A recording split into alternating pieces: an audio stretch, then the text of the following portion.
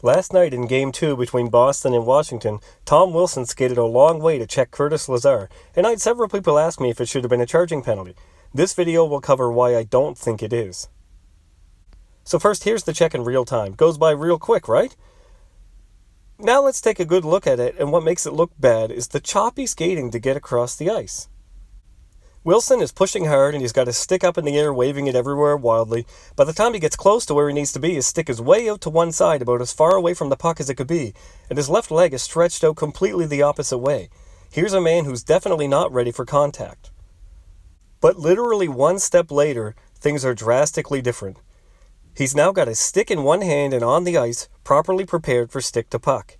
He's in a nice, low, wide, controlled stance, and most of the momentum he gained from covering all that distance has been gathered in. Just prior to contact, he even rotates his left skate and drags it slightly to help his body rotate to leave with the shoulder, and this also softens the degree of force.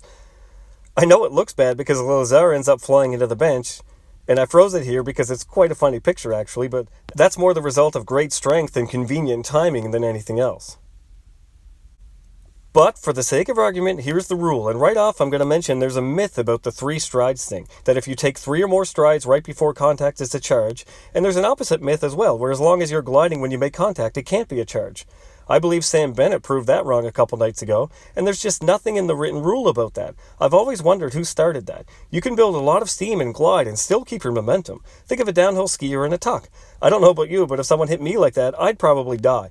Even when you glide, you still have to turn your edges sideways slightly on contact if you want to do it properly, and that slows you up. As I pointed out, Wilson does that.